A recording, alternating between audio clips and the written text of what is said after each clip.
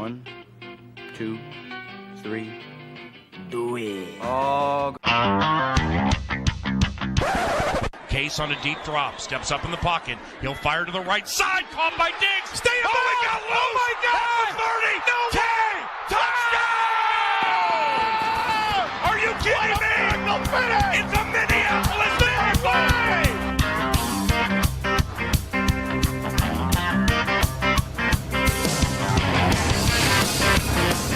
All right, we're coming right back in for another edition of the Skoldiers podcast. A little bit more of a down note episode. Before we get into that, I'm your host, Ed Brown-Markle. With me, as always, my cohort, my good friend, Mike Anderson. How we doing tonight, Mike? Not as good as I want to be. Yeah, you were coming into this game a little bit more optimistic than I was, and obviously that did not turn out in our favor. Vikings lose 25-20. A couple garbage time touchdowns, I guess you could say. I would say really only one of them was garbage time. The other one was significantly just catching up. So, yeah, we fall 25-20. Kind of a poor performance from the offense. So, let's just start off with that, Mike. The offense here. What went wrong here, Mike? Well, I mean, it might be easier to start with what went right, or go through that because quite a bit went wrong offensively. It actually the first play we came out, you get an 8-yard pickup, I think to Diggs, and then hand it off, and it looks like Dalvin gets the first down and then doesn't, and then the next play, he's tackled for a couple loss, and then it kind of went downhill from there.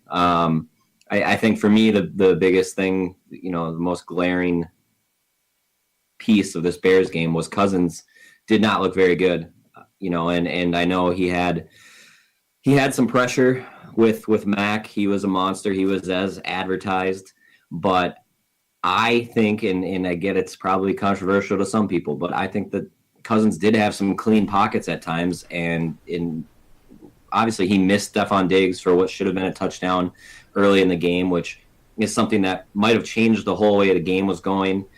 And I think Cousins didn't look good. He looked panicked, pressured, and he was pressured at times, but there were some bad throws. There were clearly some miscommunication, something that now is we've seen a lot, with Rudolph and Diggs and Treadwell at times. So I'm not really sure what's going on there. If this scheme is perhaps a bit too complex at times, but there's definitely miscommunications with Cousins and the receivers, whether it be tight end, wide receivers, etc. And I don't know, he had a chance to run a few times and didn't scramble, and I don't know, it didn't look, it was clearly one of his worst games of the year, and to do it in prime time against a Bears team that was leading the division, there couldn't have been a worse time. Yeah, especially coming off the bye. You look at coming off the bye, and you should really be able to get up for that game. You've had 2 weeks to prepare for this team, and somehow you come out of this with this kind of performance. It's a little bit baffling to me because we had 2 weeks to game plan to try to take Khalil Mack out of the game. I just don't think we executed what that game plan was. I think you said it right there. Cousins had a couple bad throws. I'm not as low on Cousins as you are on this. Just for and keep in mind, just for the game, I'm still on board with Cousins. I love the signing. I love him, but it's definitely, this is not the kind of game that you pay him that kind of money to have. This is the kind of game that we would think a Case Keenum or somebody would have. You're bringing Cousins in to elevate your play to, a Rivers, a Breeze, etc. Just to address that, so you're not paying Cousins to make this kind of play. I would counter with, what was our other option? What was our realistic other option that was anywhere near the level of Cousins was? So for me, that $84 million guaranteed, that doesn't factor into this because we had no other realistic option that was going to perform at anywhere near this level. So you take that out of it, yeah, it's a lot of money to be paying for a quarterback, but we didn't have another option. We didn't have a rookie waiting to start. We weren't going to gamble on Teddy. We weren't going to extend Case because we kind of knew what he was, which is kind of what he's showing in Denver. So, I mean, I know I'm not saying that you're saying Cousins is bad and we should get rid of him. I know you're not saying that. And, in a game like this, I don't know if it's just one of those things where he just gets in his head that he doesn't feel like he has enough time, so that's where he ends up getting panicked in the pocket and that kind of thing. I don't know. It's such a difficult thing to get in the mind of a quarterback like that when you have a guy like Khalil Mack constantly bearing down on you. Yeah, and Mac was a monster, and we had. It's hard to say that we held him in check because, at least me personally going in this game, I said, you talked about how do we stop Mac? How do we stop Mac? And I was more on how do we slow him down and make sure that he doesn't define and win this football game for Chicago. Sure. And, I guess we kind of fell somewhere in between. Obviously, he forced the Dalvin fumble, which was huge. And, we'll get to that here in a minute. But, his presence was felt all night. I still think that the defense played well enough, and even with what Mac did, I think this loss really falls on Cousins for me. And I know you're going to probably go to the offensive coordinator here next, and I think you're going to put some of that on him. But, man, Cousins seemed to be the big issue this particular game for me. Right, and for me, what I look at is, okay, yes, I understand and I will agree. Cousins made some bad throws. I understand and I'll agree Cousins shouldn't have thrown some of those interceptions. And I understand and agree that there was some clean pockets in this game. And he was panicking when he shouldn't have been. And he also maybe should have chosen to run it in certain spots. However, in my opinion, the precursor to that, one of the main precursors to that is this game plan was not set up for him to succeed against this pass rush. You saw Akeem Hicks getting his and just pretty much bull rushing the interior O-line. And I don't think there are many O-lines in the league that can stop that kind of a bull rush. And then you got Khalil Mack coming off of Radley Reeside the entire game. So you got these two guys bearing down on you. And the rest of that D-line is not bad either. All right? So to me, you say, okay, who are our playmakers? You got Dalvin Cook, who we know can get out in the flats and catch. You have Stephon Diggs, who you know can just get that double move and get a release. You have Adam Thielen, who is pretty much gold whenever you throw his way. So why aren't we doing quick timing routes to eliminate that D-line's impact? Why isn't that your step one game plan coming into this game? Why are you trying to let these passes develop for 3, 4, 5, 6 seconds when you know that these two guys have the ability to absolutely wreck your passing game? I mean, I 100% understand where you're coming from, and especially coming off a bye. Obviously these guys are getting paid a hell of a lot more money than we are, to figure things out and come up with these game plans. But talked about where you just said that was kind of your plan to counteract Mac. My plan was almost just to run at him nonstop early and try to wear him out a little bit, tire him out, go straight at the belly of the beast a little bit. And they didn't really do either of those things. So definitely a little bit questionable. I think you heard Zimmer question the play calling a little bit today in his press conference and say that maybe we need to take a step back and simplify things a little bit.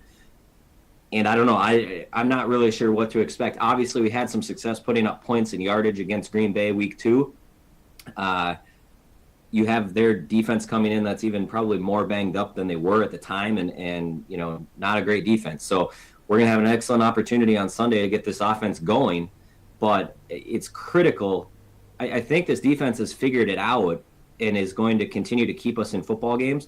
Well, our offense cannot be putting points up for the other team, which they've started to do. We cannot keep giving up these pick sixes or, that's what's killing us in these games. Right, and I think part of that is because you're behind so much late. You're trying to force things. You're trying to get stuff down the field, and I can't really make excuses for those types of plays. Those types of plays are things that Kirk Cousins, as a seasoned veteran, should not have happened to him. But that's pretty much all I can point to is, he's trying to pick up chunk yardage. He's trying to maybe force stuff that's a little bit more questionable than he'd usually have to do in that kind of a game situation. So, on one hand, I can understand why that's happening. On the other hand, it really shouldn't with Kirk. He should be smarter than that. That's kind of why we brought him here. Is he's supposed to be smarter than those kind of mistakes. Now, as far as play calling goes, for me, I have just a couple egregious ones that really stood out to me. I think it was mid to late third quarter, 2nd and 10, and we run the ball off tackle. Like, the running game had not worked at all the entire game. Why the hell are you trying that? You're not going to pick up any yards there. 2nd down is when you're supposed to get your chunk yards to try to make 3rd down easier. What the hell were you doing there? 3rd and 4, you call a curl play where Diggs curls 3 yards shy of the sticks. What the hell is that? Like, that's why I don't understand with some of these play calls. You know you need to pick up yardage here. You know you need to be moving the chains to have a shot at this game, and you're calling plays like that where you have wide receivers that don't even get beyond the sticks. Yeah. No, it was frustrating. That's part of the reason why I'm a little bit more blame on John DeFillippo, because that play should never be called in that instance. Right. Now, yeah, in some of the time it's frustrating. I think when those plays get called in that specific example, I think sometimes if it's 3rd and 4, and that's typically a 3-yard route, I think they're supposed to know that they got to get that extra yard to the stick and turn. You know, at least it seems like it, because otherwise you're dead right. Why the hell are you calling that play? Right. You know. I don't know. There's a lot of things that need to get fixed, and like we've talked about in the past, we haven't seen a complete football game from this team. I don't know when we're going to see that, but if we ever get a complete game from this football team, I think this team it has a chance to be very dangerous. Yeah. I mean, we were talking about, first 4 or 5 games, the defense really wasn't standing up. The last many games here, the defense has been solid. The Jets game was probably the closest that we came to a complete game, you know? Sure, and even there were some pretty egregious errors. Right. All right. So we touched on this a little bit. Defense did enough to win the game. I pegged them as giving up only 18 points, so, I mean, you take care of the ball on offense and you put up your 20 points, your magical 20 points for the Zimmer defense, and you win the game. Yeah. Yeah. I mean, it sounds cliche at this point, but just put up 20 points and take care of the damn football, and you will win every single game that a Zimmer defense is on the field. Yep. So, Mike, can we fix this? I think yes, they have the ability to do it. I think there's enough veterans and guys that have been there that obviously believe in Zimmer and believe in the plan, but we're running out of time here. You got 6 games left, and I would say that 4 of those games are relatively difficult. With Chicago, Green Bay, New England, Seattle. And so I think that you're basically out of time at this point. Now, when you look at the NFC, those 2 wildcard positions don't look like they're going to take a really good record to get them. You have Carolina, a team that somehow managed to lose to Detroit this week, which I guess is another podcast, but you have Carolina and the Vikings in those spots right now, and then you have a whole bunch of teams with 5 or 6 losses. So sure, I think they're going to have a chance to be playing for the postseason, probably going into week 16 or 17. But I still think this team can win the division and possibly end up, at that 3 seed or whatever. But it's got to start now. I think they need to figure it out. And they need to start Sunday night. And I won't be shocked if they go on a run and win the remainder of these games. I think unless you're kind of a diehard Viking fan and you've been here and watched the team for the last 2 years, national media might be looking at this and kind of saying, you know what, the Vikings just couldn't figure it out this year. They're just, they're whatever, 6-4-1. They're not going to get it going. Well, we've watched the games closely and understand that this is still has the makings of a very, very good team that can beat anyone. We could have beat the Rams. We could have beat the Saints. And these are all these teams that people are praising. So I think that the potential is still there, but it's got to start this week. And you really got to refocus up, come in, and start playing good football in every single area. Yeah, I mean, you come in, like you said, you come in with a really in Green Bay team who's really not looking like they're going to make a run at all right now, based on what their record is and what's in front of them, and the injuries they've sustained. So you look at this next Sunday night football game against Green Bay at home. If there's a game where you can possibly right the ship and actually get a little bit rolling on offense, it's going to be this week. You're going to have the home crowd on your side. You're not going to have to deal with any crowd noise. It's going to be an indoor game. You're going to have all the variables on your side to start getting some of this timing right, to start getting some of these simplistic play calls correct, and start getting back to basics of what this team needs to do. And then, like you said, if you make that stretch run, if you're able to go into New England and pull off a victory there, if you're able to go out to Seattle, pull off a victory there, you're able to take care of business at home versus Miami. You're able to go into Detroit and take a victory there, which we handily beat Detroit 2 weeks ago. So if you can take care of those pieces of business, if you can do that, you're walking into Week 17 with the potential to make that game a whoever wins gets the division. Yeah, and I think that's got to be the goal right now.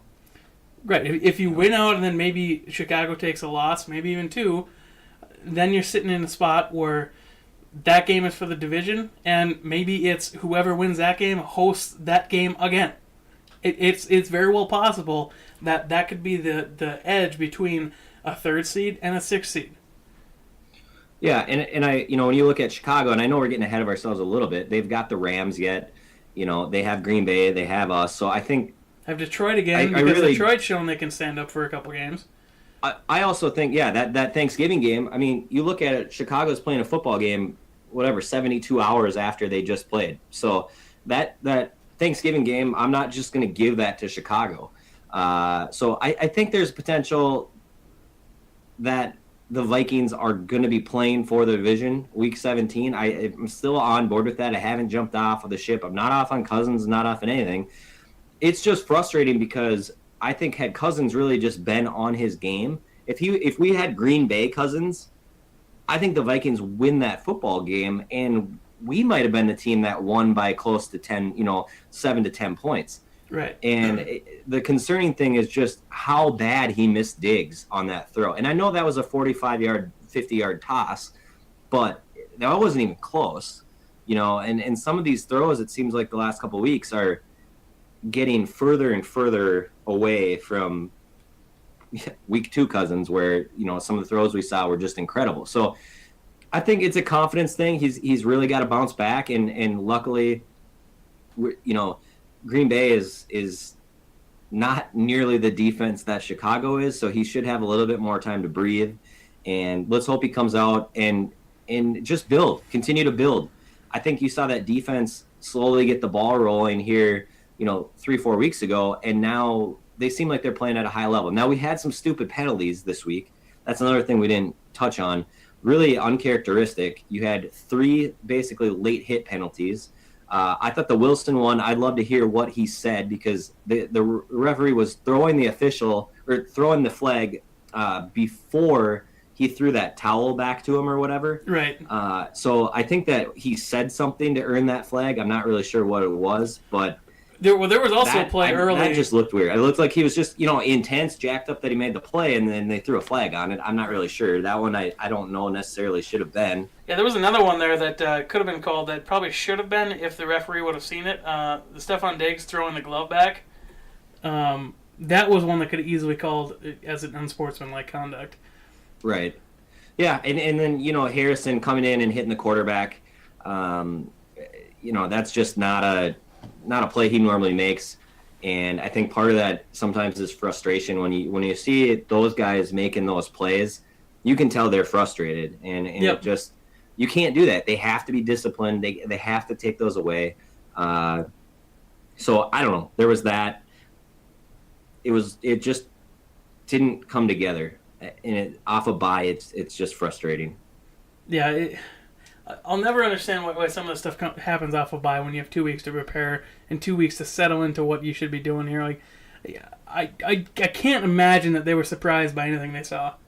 Well, it was basically what you and I thought we were going to see. So, I mean, if you and I weren't surprised, I can't believe the Vikings should have been. Hell, maybe they should hire us and we can figure this out a little bit quicker than they can. Yeah. Any last notes here, Mike? I know we kind of buzzed through this episode here, but there really isn't a whole lot to draw on here. We know what this team should be. We just got to find a way to put it together because we have the pieces in place. It's just a matter of setting up the board correctly to be able to win.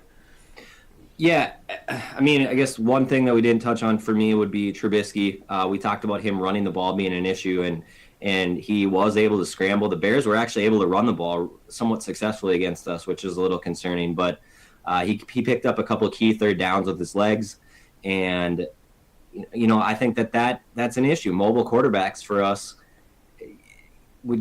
I don't know. We have a problem with it, and I don't necessarily know why or how you fix it. But that was one note, and then kind of circling around to what, can this be fixed? I think yes, they just have to clean everything up. They're killing themselves. I really do believe that they're beating themselves in these games. This isn't like a team's coming in here clearly looking better and just beating us in every facet. The Vikings are making mistakes right in various areas every week. It's kind of a, roulette wheel of where we're going to mess up really badly, but it's got to stop. I think that's a very important point you hit on there is if you're a Vikings fan out here listening to this and you're kind of down in the dumps after this loss, realize we lost this game by 5 points and we gave up a pick six late. If that doesn't happen, we go down and we tie the game on that drive, based on how that fourth quarter went. So, like you said, we're hurting ourselves. We're not coming in here and getting absolutely trounced in these games. In the New Orleans game, all right, we gave up a pick six there, and then we also gave up a fumble that basically was a 10-point swing. All right, then you have the LA Rams, where we were step in step with them, and it came down to a strip sack at the end. I mean, these are self-inflicted wounds that we can take care of. It's all on the table to be taken care of. We're not completely falling apart in these games. Yeah, and I mean, part of this difficult schedule is actually, maybe you can look at it as a positive because, we're almost going to have to start playing playoff football Sunday night. And then you go to New England, you go to Seattle. These are going to be some hostile environments with teams that are playing for things. And then week 17 might actually be basically a playoff game. So I think there's a chance if they can get it going, the Vikings are going to be, fine-tuned going into the playoffs. I'm excited for a potential Saints matchup. That's turned into such a rivalry, and I think that we can play with them. I know we can play with them. So I think it's just, get ready for the last 6 games, take a breath, and just have a little faith, #faith. Now's the time to have it, and let's hope that they come out Sunday night and just play a complete game. Right. I mean, like you said, I'm excited for some of this playoffs because if you look at the potential, okay, you could potentially play the Bears a third time. You could potentially play the Rams or the Saints for a second time if you happen to win that wildcard game. So there's a lot of good football ahead of us. And the thing is, with some of these games, some of these matchups with teams, you typically don't win twice at the same team. So honestly, I almost look at it as positive that we've lost some of these games in the season because we know what to expect. We know how to attack these guys, and we can go ahead and make that a stretch run if we just get in the door, just finish out these last 6 weeks. Let's finish it out strong, and everything's in front of us. Yeah, I mean that was a big reason that I picked the Saints to beat us earlier this year. Was I think we had beat them 3 times last year or whatever it was. We had beat them X amount of times in a row, and it's been relatively recent. So, you nailed it dead on. It's very difficult in this NFL to continuously dominate a team because, you make corrections, you make adjustments. And I don't know. I'm excited for hopefully playoff football, but we got to get there first. And I think it's important that they win that division, and they should. I still think the Bears are going to falter a time or two here, and I think that the Vikings will have week 17, and if they win, they will win the North. Yep, that's my thought as well. But that's enough about this game. We'll probably have a Green Bay preview for you coming out soon. We're working with some scheduling stuff with the holiday around here, so we'll probably get that out to you sometime soon here. Otherwise, that's going to wrap it up for us. Skoldiers.com. I'm at Namox7 on the Twitter. Muskie_Mike. Part of the Climb in the Pocket network. Go over to them, climbinthepocket.com.